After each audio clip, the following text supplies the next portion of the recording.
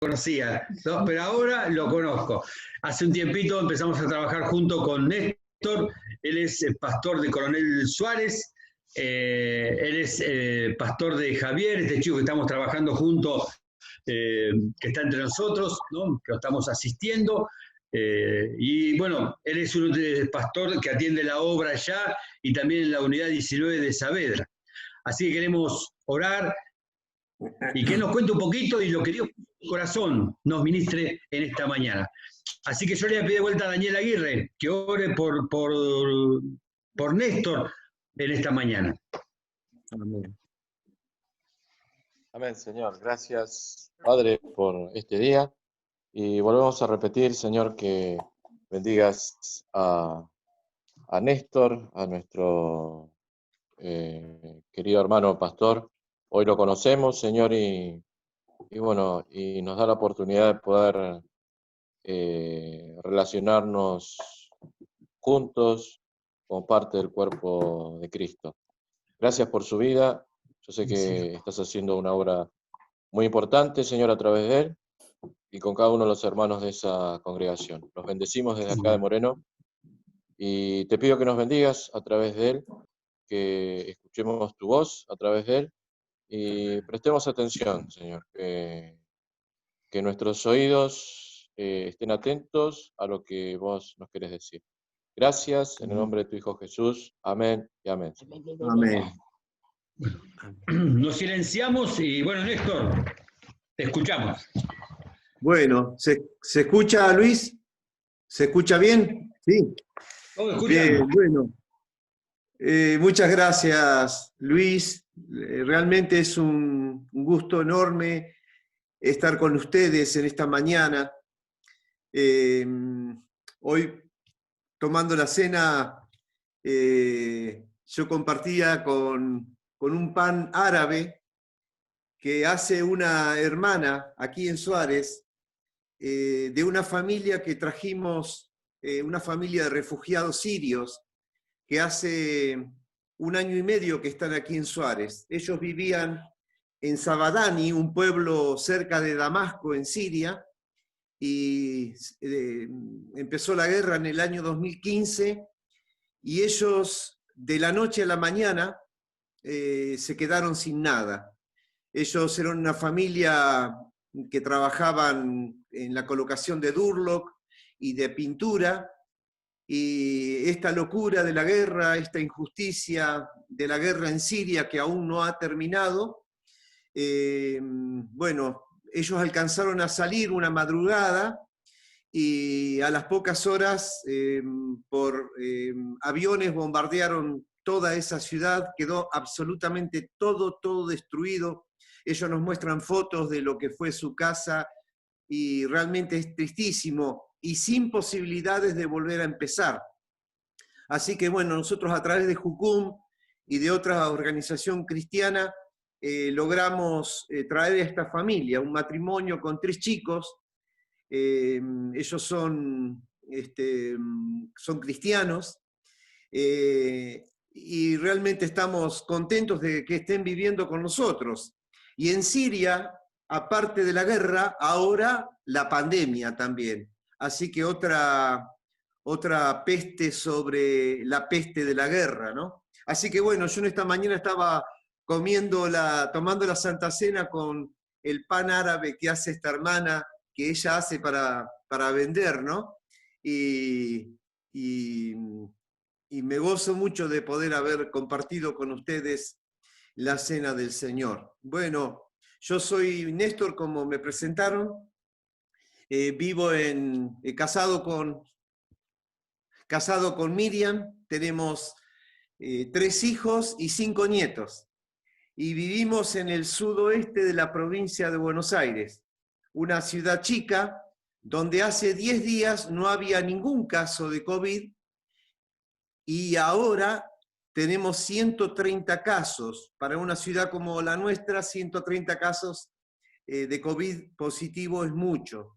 Así que bueno, estamos orando, pero bueno, ustedes están con el tema del COVID allí en Buenos Aires, el Gran Buenos Aires, desde hace varios meses, y aquí recién ahora arrancó. Así que fíjense cómo es esto de la pandemia.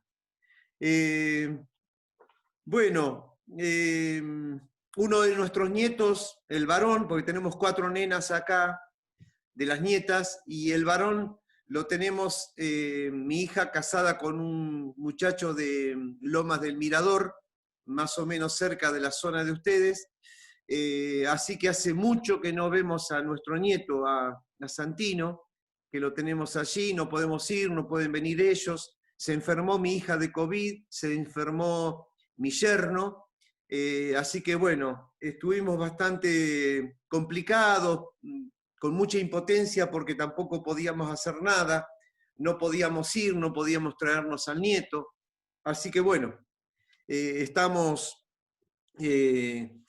con muchos inconvenientes por ese lado, pero gozosos también de aquello que Dios está haciendo.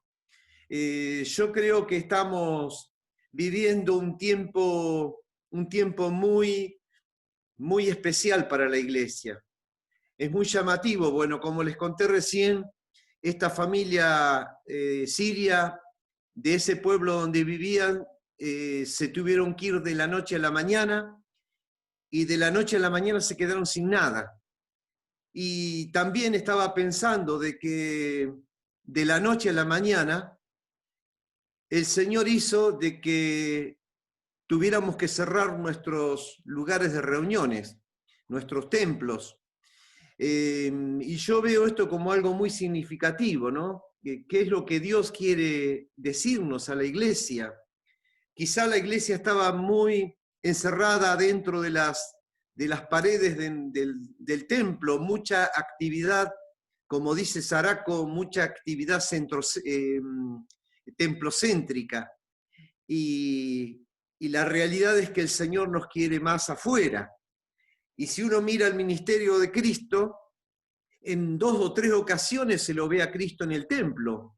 Y cada vez que iba había algunos líos, porque en un momento agarró las mesas de los cambistas y tiró todas las mesas porque se había convertido en una casa de mercado. Y después en otra ocasión que va al templo y tiene palabras muy duras con los religiosos, con los fariseos de aquel tiempo, con los religiosos, y es muy duro lo que Jesús habla a ellos. Bueno, lo vemos a Jesús en que en su ministerio él estaba afuera, estaba en la calle, y en muy contadas ocasiones estaba en un templo, ¿no? Bueno, yo creo que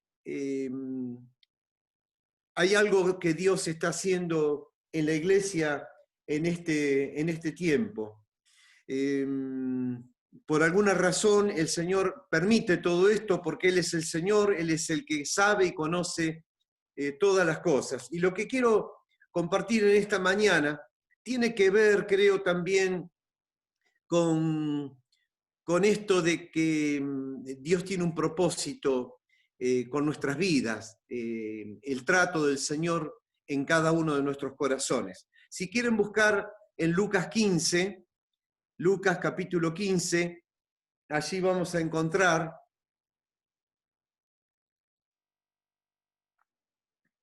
bueno, como dijo Luis, también estamos trabajando en la unidad 19 de Saavedra desde hace 10 años, y es un trabajo complejo, no es un trabajo que trae muchas alegrías, satisfacciones, pero es una puerta que Dios nos abrió y ahí estamos trabajando. Estamos a 75 kilómetros de esta cárcel. Bueno, Lucas 15. Lucas 15, aquí justamente Jesús, el versículo 1, dice que se acercaban a Jesús los publicanos y pecadores para oírle, y los fariseos y los escribas murmuraban diciendo, bueno, este era la gente que se acercaba a Jesús, y Jesús comienza a hablar sobre 3 cosas perdidas, porque todo el capítulo 15 habla de cosas perdidas. Y comienza hablando de la oveja perdida, que es la primer parábola que Jesús enseña. La segunda parábola habla de la moneda perdida, y la tercera habla del hijo pródigo, también, que es el hijo que se había perdido. Y quiero referirme principalmente del versículo 11 en adelante, que es la parábola conocida como la parábola del hijo pródigo. Y la verdad es que esta parábola bien podría llamarse la parábola de los hijos perdidos, porque en realidad no se había perdido solamente el hijo menor que se fue, sino también quiero que miremos en estos minutos que tengo para compartir sobre cuál era la reacción del hijo mayor. La primera parte de esta parábola, que es la del hijo pródigo, es muy conocida por todos nosotros. Y comienza diciendo el versículo 11, un hombre tenía 2 hijos. Entonces bien podríamos decir que es una parábola que habla de un hombre que tenía 2 hijos, donde el menor de ellos le dijo a su padre, padre, dame la parte de los bienes que me corresponde, y dice que les repartió los bienes. Y bueno, no voy a repetir lo que ustedes, la mayoría ya conocerá, que es este relato tan precioso del hijo menor que se fue. El hijo que tomó todo lo que el padre le dio, la parte que le correspondía de su herencia, y se fue, dice, a una ciudad apartada, a una provincia apartada, y en esa provincia apartada él desperdició todo, viviendo perdidamente. Y dice que cuando todo lo hubo malgastado y empezó a faltarle y empezó a tener hambre, se arrimó, fue ahí a uno que criaba cerdos y le pidió para poder apacentar los cerdos. Tal es así el hambre que había que él deseaba comer la comida que comían los chanchos. Y entonces en un momento volvió en sí, en un momento reflexionó y dijo, ¿cuántos jornaleros en la casa de mi padre tienen abundancia y yo aquí estoy muriéndome de hambre? Entonces reflexionó y dijo, me levantaré e iré a mi padre y le diré, Padre, he pecado contra el cielo y contra ti, hazme como uno de tus jornaleros. Bueno, él regresa a la casa del padre y el padre, como padre amoroso, lo recibe con sus brazos abiertos, lo ve cuando se estaba acercando y dice que fue movido a misericordia y corrió y se echó sobre su cuello y le besó. Y el hijo le confiesa, le dice, Padre, he pecado contra el cielo y contra ti, no soy digno de ser llamado tu hijo. Y bueno, y el padre ahí le pone anillo, le pone vestiduras, calzado nuevo, y hace fiesta. Y yo decía al principio esto de que podría llamarse la parábola de los hijos perdidos, porque a partir del versículo 25, y es donde me quiero centrar en esta mañana, es donde empieza a hablar esta parábola del hijo mayor. Y les quiero decir la verdad, yo estoy en los caminos del Señor desde muy joven, estamos con mi esposa sirviendo al Señor desde que nos casamos prácticamente, y yo muy pocas veces he escuchado hablar sobre el hijo mayor. Leí un libro que me impactó mucho, donde describe la conducta del hijo mayor, que es el hijo que no se fue. Entonces quería centralizar un poquito lo que quiero transmitir a partir del versículo 25. Lo podemos leer, ¿qué les parece? Y dice, y su hijo mayor estaba en el campo, y cuando vino y llegó cerca de la casa, oyó la música y las danzas, y llamando a uno de los criados le preguntó qué era aquello. Él le dijo, tu hermano ha venido y tu padre ha hecho matar el becerro gordo por haberle recibido bueno y sano. Entonces se enojó este hermano mayor y no quería entrar. Salió por tanto su padre y le rogaba que entrase, mas él, respondiendo, dijo al padre: aquí tantos años que te sirvo, no habiéndote desobedecido jamás, y nunca me has dado ni un cabrito para gozar con mis amigos. Pero cuando vino este, que ha consumido sus bienes con rameras, has hecho matar para él el becerro gordo. Él entonces dijo: hijo, tú siempre has estado conmigo y todas las cosas mías son tuyas. Mas era necesario hacer fiesta y regocijarnos porque tu hermano, era muerto y ha revivido, y se había perdido y es hallado. Y yo creo que en el hijo mayor, quizá todos nosotros en algún momento de nuestra vida nos hemos visto identificados en él. Cuando llegamos a Cristo de diferentes maneras, cada uno tuvo un encuentro con Cristo en un momento determinado de su vida, pero en definitiva también hemos sido el hijo menor que nos fuimos y que gastamos todo perdidamente. Algunos se arruinaron la vida más que otros, en las drogas, en el alcohol, en el sexo y en la vida desenfrenada. Y cuando volvimos al Padre, pudimos experimentar esto que experimentó el hijo menor, que recibimos el calor del abrazo de Dios que nos amó, nos perdonó, nos liberó, y también hubo fiesta el día que nos acercamos a Cristo y el día que podemos contar, el día que nos convertimos. Y yo me acuerdo el día que me bauticé, y me acuerdo quién me bautizó y dónde me bauticé, y de esto ya han pasado muchísimos años, pero es imborrable el día de nuestra conversión, de nuestro bautismo, de este encuentro que tuvimos con el Señor y el abrazo de Dios, el Padre que nos amó, nos perdonó, que olvidó nuestros pecados, que sepultó nuestra vieja vida y que nos dio vida nueva en Cristo. Pero ahora nos encontramos con un hijo que nunca se fue, el hijo que permaneció en la casa.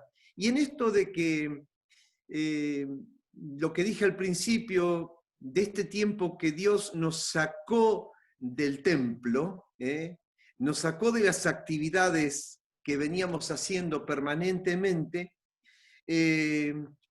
creo que puede haber aflorado en la vida de alguno algún tipo de resentimiento, algún tipo de dolor, que es el hijo que nunca se fue, pero es el hijo que también necesita el trato de Dios sobre su vida. Este hijo mayor dice que trabajaba duro, todos los días, cumplía con sus obligaciones, pero evidentemente era cada vez más desgraciado y menos libre. Y yo creo que en sentido espiritual también podemos vernos identificados en algún momento dentro de las actividades templocéntricas que teníamos. Nos podemos ver identificados en el hijo mayor. Yo les digo la verdad, hermanos, cuando vi estos versículos y me puse a orar y a leer sobre la reacción del hijo mayor, yo también me vi identificado. En algún periodo del año, en algún momento del año, cuando las cosas no salen bien, cuando los fracasos pareciera que se vienen todos juntos. Me he visto algunas veces con los brazos caídos, me he visto amargado, me he visto solo también algunas veces, y también en alguna actitud de reclamo al Padre, como lo hizo el hijo mayor. Y de alguna manera yo también en algún momento le he dicho al Señor: Señor, yo he hecho las cosas bien, soy un discípulo, soy un pastor, estoy trabajando. Señor, nunca me diste un cabrito para celebrar, Señor, ¿por qué me sucede esto? Y muchas veces yo me he visto como expresando las mismas quejas que el hijo mayor le expresó al padre.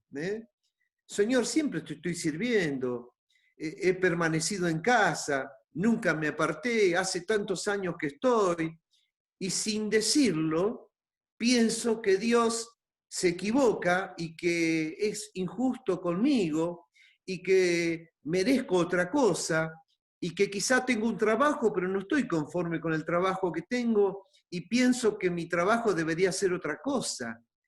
Hay un hermano aquí en la congregación, un hermano precioso, pero él siempre reniega de su trabajo y tiene un muy buen trabajo, pero él piensa de que él debería estar trabajando en otra cosa. Y eso lo hace vivir desconforme y lo hace vivir amargado de alguna manera, ¿no? Pero yo pienso, hermanos, y en esto no los conozco realmente, tampoco mi intención es señalar a nadie, porque recién me acabo de señalar yo mismo, ¿no? De que muchas veces me he sentido en un estado de queja y de reclamo a Dios, como lo hizo el hijo mayor, ¿no? De esta parábola, ¿no?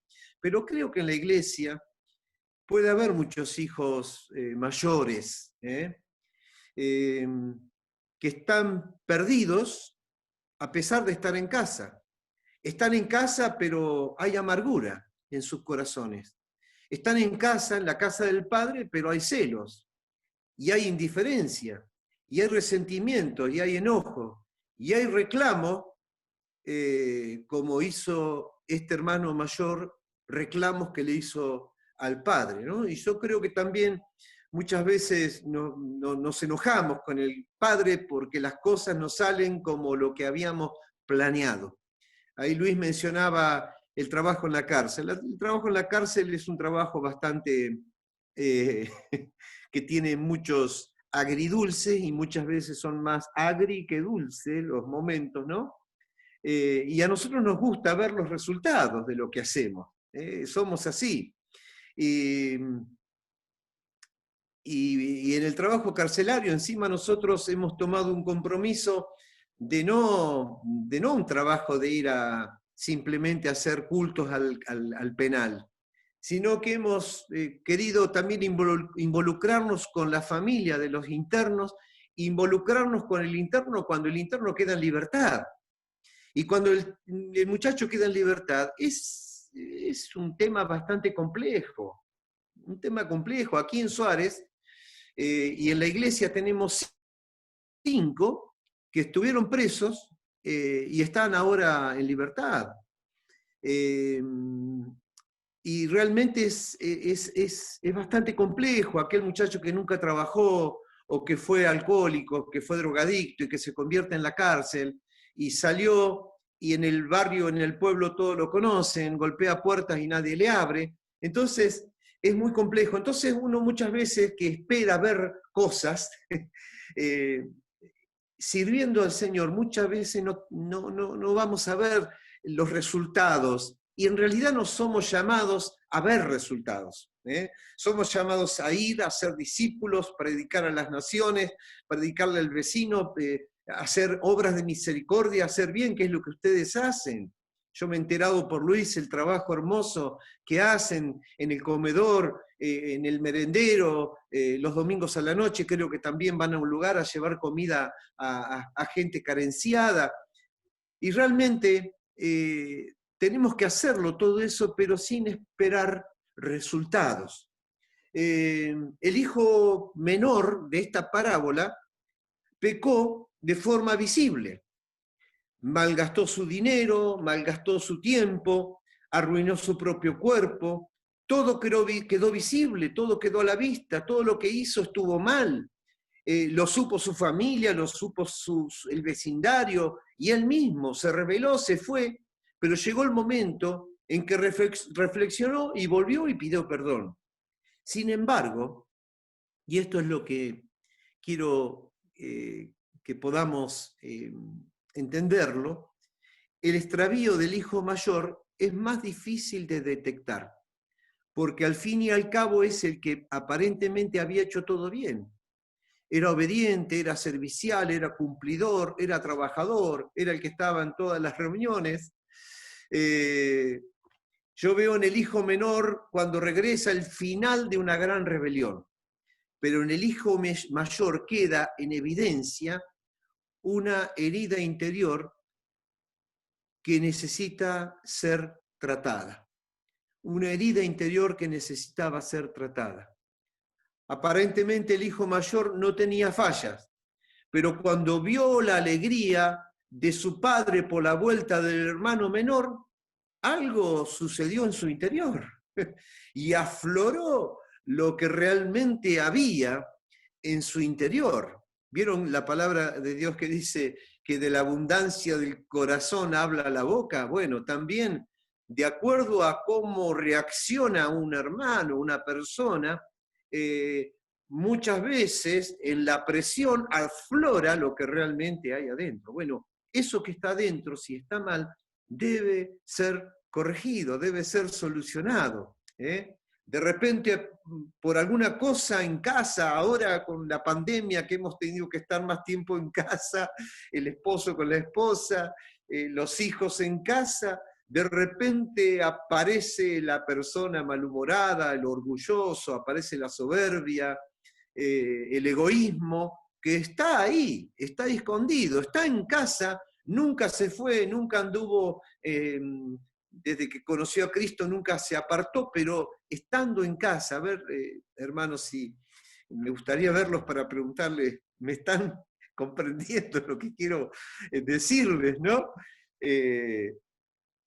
Muchas veces pienso que estando en la iglesia hay hermanos que tienen situaciones donde afloran cosas que tienen que ver con la antigua manera de vivir, y que el Señor quiere sanarlo en nuestro corazón. La queja del hijo mayor sale de un corazón que nunca ha recibido lo que realmente le corresponde. Entonces por ahí brota eso, yo no merezco que me trates así, porque lo que me está sucediendo es injusto. ¿Por qué me toca a mí? Reclamos. No puede ser que nadie reconozca lo que yo hago, muchas veces en trabajos en la iglesia, qué pocos son los que me acompañan. Y esta queja termina creando un fondo de resentimiento. He trabajado tanto, ¿para qué? ¿Por qué la gente no me da las gracias cuando hago algo? ¿Por qué nadie me invita? Distintos tipos de queja, ¿no? Me quejo por pequeños rechazos, porque no me consideran, y hay un enorme y oscuro poder que está dentro de nosotros, y cuando condeno a otros, y cuando señalo a otros, me estoy condenando y señalando a mí mismo, ¿no? Y sabemos muy bien, hermanos, que la queja es contraproducente y la queja apaga la fe. El versículo 25 que dice que cuando el hijo mayor volvía a casa del campo, oyó la música, los cánticos, la danza, y esto le provocó rechazo. En lugar de alegrarse, se amargó. ¿Cómo puede ser que porque a otro le vaya bien, a mí me provoque cierto rechazo, cierto celo, cierta indiferencia? Evidentemente, si eso pasa, hay algo que tiene que ser sanado y solucionado, ¿no? Cuando la queja y el resentimiento se apoderan de nosotros, nos hace perder la espontaneidad hasta el punto de que ya ni siquiera la alegría de otros me provoca alegría a mí. El Señor es muy claro cuando dice, gozaos con los que se gozan y llorar con los que lloran, ¿no? Versículo 26, que leímos recién también, llamó a uno de los criados y le preguntó, ¿qué es lo que está pasando allí adentro? Y ahí vuelve a brotar la amargura. ¿Y por qué no se me informó? ¿Qué es esto? ¿Qué es esto de la música? La alegría de otros se convierte en una causa de mayor rechazo. Heridas interiores, quejas, rezongo, cosas que si están en nuestro interior deben ser sanados, deben ser sanadas. Y el Señor quiere en esta mañana, si Dios está hablando a tu corazón, y y detectás, porque yo siempre digo, cada uno cuando escucha un mensaje, una palabra, puede detectar algo en su propia vida, ¿no? Y si en esta mañana has detectado algo de esto que he compartido con respecto a la reacción o a reacciones que solemos tener, es para prestar atención y ponernos delante del Señor para ser sanados. Si hay resentimientos, si hay enojo, si hay queja, si hay rechazo hacia algún hermano, o estás esperando que te reconozcan y que haces tanto tiempo que estás trabajando y nadie te ha dado una palmada en la espalda. Bueno, son situaciones que hay que terminar de resolver personalmente delante del Señor y también abrir el corazón con el pastor, con el hermano que está guiando para ser sanados en nuestro interior. Ahora, les mencioné algo del hijo menor, y ya voy terminando. Les conté algo sobre lo que yo veo que muchas veces en la iglesia hay muchas conductas como la del hijo mayor. Gente que hace años que está en la iglesia y que hace años que se sigue ofendiendo, sigue señalando, sigue hablando, sigue murmurando. Y estas cosas no pueden ser. Estas cosas tienen que ser sanadas en nuestro corazón, reconocerlo y confesarlo y ser sanados en nuestro interior. Pero yo les dije al principio que esta parábola bien podría llamarse la parábola del padre y de los dos hijos. Los dos hijos que de alguna manera se apartaron, pero también hay un padre. Y quiero que termino estos pensamientos mirando al Padre en esta parábola. Vamos a mirar al Padre, porque el Padre es el ejemplo que nosotros debemos tomar. El ejemplo que tenemos que seguir es la reacción y la conducta del Padre. Y somos llamados, queridos hermanos, a ser padres. Somos llamados a la madurez espiritual. Somos llamados a que podamos desarrollarnos en nuestra estatura espiritual, a ser como Jesús en toda nuestra manera de vivir. Allá en Primera de Juan, el apóstol escribe y dice: os escribo a vosotros, hijitos, porque vuestros pecados han sido perdonados. Pero continúa diciendo también: y escribo a vosotros, jóvenes, porque habéis vencido al maligno. Pero luego también dice: os escribo a vosotros, padres, porque conocéis a aquel que es desde el principio. Y aquí el apóstol habla de tres niveles en la vida espiritual. La niñez, que es cuando uno empieza en los caminos del Señor, cuando nuestros pecados fueron perdonados, los primeros pasos, el biberón, la leche espiritual. Pero lo normal es que nuestra vida espiritual se vaya desarrollando y llegue un momento de que, si bien en un momento fuimos niños recién convertidos, en los primeros pasos después llegamos a ser jóvenes espirituales, más crecidos, más desarrollados, donde hemos aprendido a vencer al maligno, a no dar lugar al diablo en nuestras vidas, a solucionar el tema del pecado, a no tener nada que ver con el pecado, jóvenes espirituales. Pero el Señor quiere que lleguemos a ser padres. Por eso es que el apóstol ahí dice: os escribo a vosotros, padres, porque conocéis a aquel que es desde el principio. Y el padre de esta parábola es el ejemplo para nosotros también, porque este padre amoroso fue un padre que no comparó a los hermanos, fue un padre que no hizo comparaciones, simplemente los amó por igual, al hijo que vino arrepentido, pero al hijo que quedó y que también estaba herido y resentido, también lo invitó a entrar a la fiesta. El padre no quiere que nadie se quede afuera. Y aquí está esta parábola que también nos habla de que debemos llegar a ser maduros, padres, amorosos, que no comparemos. El Padre tiene un amor tan grande que no hace comparaciones. Su corazón no estaba dividido, mientras el hijo mayor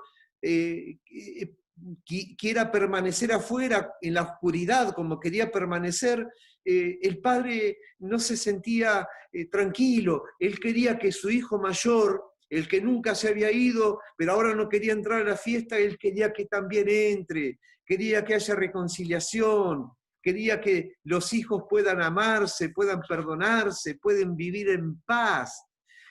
Estamos viviendo en un mundo que el mundo hace comparaciones, el mundo clasifica, el mundo dice este es inteligente y este no lo es, este es más capaz y este es menos capaz, este hay que pagarle un poco más y este vamos a mantenerlo con un sueldo bien bajo.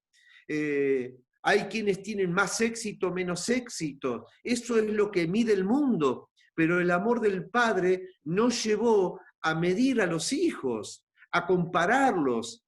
Hermanos, debemos llegar a ser padres espirituales, maduros, cabales, llegar a la estatura de la plenitud de Cristo, olvidando lo que queda atrás y extendiéndonos a lo que tenemos por delante, la meta que es llegar a ser semejantes a Cristo en toda nuestra manera de vivir, mansos, humildes, perdonadores, que la alegría del otro provoque en mí también alegría, gozo, y que las lágrimas del otro también me provoquen lágrimas a mí, que el dolor del otro me provoque dolor a mí, que el ver caído a uno en la calle no me provoque indiferencia, sino que más bien me lleve el amor a acercarme y a levantarlo a aquel que está caído. Hermanos, que el Señor siga obrando en nuestras vidas. A mí el Señor, a través de esta palabra que les he compartido y releyendo varias veces el capítulo 15 de Juan, el Señor ha hablado a mi corazón. Y como les dije al principio, he detectado cosas que no estaban bien, cosas que estaban ahí en mi corazón, no resueltas, pero en un momento me puse delante del Señor en luz para que Él obre y para que Él haga la obra en mi vida y yo me disponga a este camino de crecimiento y de desarrollo espiritual. Como les dije al principio, tengo 5 nietos. Los nietos chiquititos les gusta que uno los mime, que uno les preste atención, que juegue con ellos, que los abrace y que le diga cosas lindas. Pero en la medida en que van creciendo, nuestra relación con nuestros hijos y con nuestros nietos también, nuestra relación va madurando con ellos. Lo que hacíamos cuando eran chiquititos, no lo hacemos cuando son grandes, porque van madurando, porque van creciendo, y es hermoso ver crecer a nuestros hijos. Yo tengo 3 hijos casados, y es hermoso pensar en que fueron niños, fueron jovencitos, adolescentes, y hoy son adultos, son grandes, fueron desarrollados en su vida, y nosotros en la vida espiritual necesitamos también este desarrollo de crecimiento y de madurez espiritual.